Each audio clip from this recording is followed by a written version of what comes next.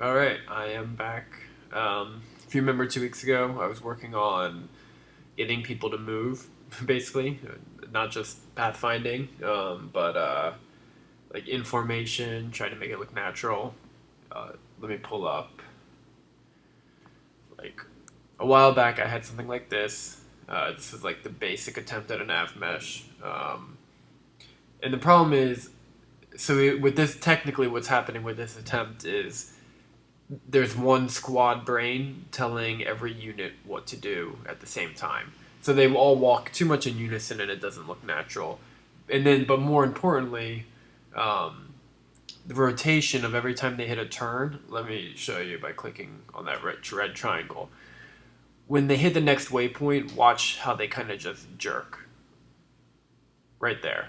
Like that doesn't look like a natural way of movement, would turn. Ignore the fact that they're walking over the water and bridge. The way they turn is too perfect. It looks like it's on tracks. Um, so I was exploring different options, and that brought me to here. Let me shut that down. I can pull up.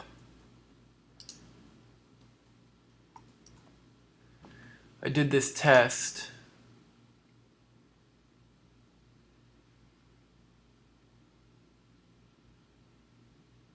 See if we can get it to work. So watch how this is much better. Like the guys who are falling behind, they speed up to catch up. Once they hit the turn, things will get a little less perfect. Come out of the turn, get back where you need to be. A little bit more natural. And that can be tweaked with a variable, to make it more precise or less precise, which can give different units personality depending on if they're a loosely organized or a well trained formation. Um, and this is technically the solution I'm going with now. So, and the difference between the last solution and this solution is that it started with a squad telling everyone to follow a certain path using built-in sprite kit actions, if you're familiar with those.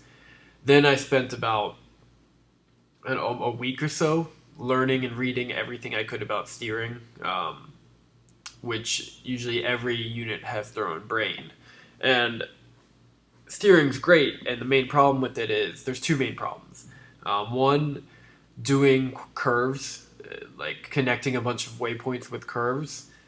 The math involved in that. I could have gone down that road, definitely an option. And number two is just if you're familiar with it, the way seek works or the way arrive works, I find it very twitchy when they finally get there to determine they're actually there and then stop them from seeking.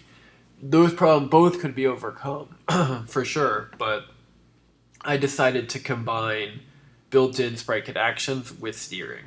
So uh, the leader will follow paths which are lines that sprite kit handles all the behind the scenes, and sprite kit will also tell you when the leader's finished. So that's how I avoid having to use seek and detecting how close they are to the final point to determine if they should not be seeking anymore.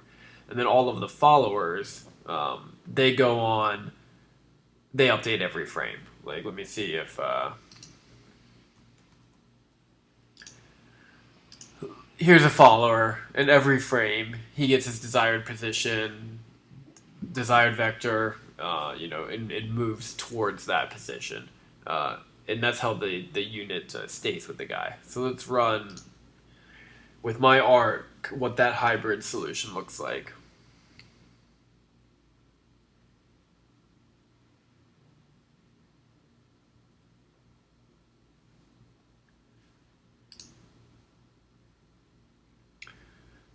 So I'm just tapping and moving them here.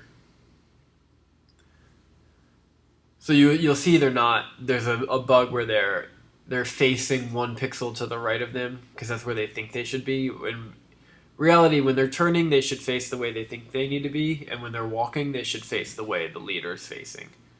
But the staggered nature of them, the way they look when they're like, I'm gonna go up top near the waterfall. Just the way they walk around this bend feels much more natural than the first demo I showed you. That's and some of this is smoothing. Instead of them jerking around a turn, it's a little smoother. Some of this was me playing with the pathfinding, and some of this was just that this execution looks better than the other one by having imperfections. Um, so in addition to fixing the way they're walking right there, I need to also fix so they're not all on the same animation cycle.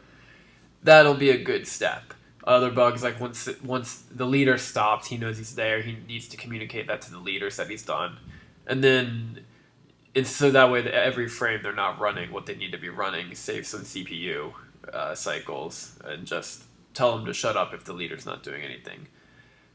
Speaking of CPU, another day-long problem was the debug mode versus release mode for SpriteKit. The like I just did a standard steering implementation, nothing fancy, almost directly copied from existing ones like OpenSteer, and I could get 25 units, each with like 10 neighbors to consider before it hit like 100% CPU. And then I finally figured out to do release mode, and that number went to like almost 200 with no optimizations and only using one core. And then add a second core and you can do a lot more. Anyway, so I thought I wasted all this time searching what's wrong with my code until I figured that out. Anyway, another painful lesson. Let me show you. I'm going to stop this real quick.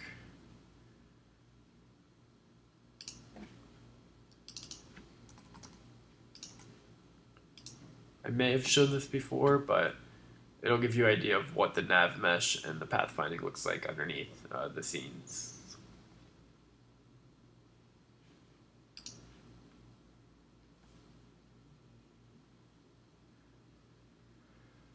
So the big thing I'm working on to make things always seem perfect is these points. Each one of them has a vector with a direction, and the width of a squad will determine how far away from that the actual waypoint is. So that way when they walk around the turn, if it's one unit, he'll hug a little closer. If it's a big unit, they'll be pushed out a little more.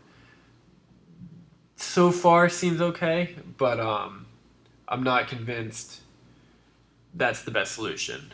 And then the other thing I'm working on now, so this first red X and the second red X, he skipped those two since he already had a line of sight to the third red X, or third now green X. And this green X has a line of sight to the last green X, so he'll skip this one. My line of sight detection only works from the center guy now, and it needs to work from the far left and far right of the formation to make sure they have line of sight, or else there's instances where the last guy will kind of walk over the water. It doesn't happen often, but this has to be thoroughly polished, so that because players will do anything to it. What else can I show you? So that's walking. I'm getting a little tired of walking, so I think going forward it's going to be fix 1 or 2 walking bugs a day and then do something new. So like 2 hours of walking and then something new, just to keep it interesting. And I'll come back, but I'm finally at the point where I feel like I need to know what needs to happen technically, which is awesome. I'll show you. Let me pull up.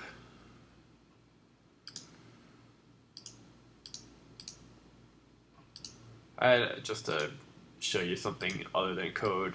Here's the animation for the archer attack, which I'm pretty happy with. All the animator I'm working with is great, and it's kind of cool to see it all come together. You might have also noticed the water up here in the top. That's what that would look like applied to everywhere. I'm pretty happy with that animation too. So anyway, it's coming along. A lot of this unexpected technical hurdles that I'll hopefully be through all of them by the new year. And then aside from that, the story art is almost finished. I think we're 3 scenes away from being done with the story. More than half the characters have been drawn. A third of them have been animated. So yeah, things are coming along. And we'll see where I'm at in 2 weeks. See you guys next time.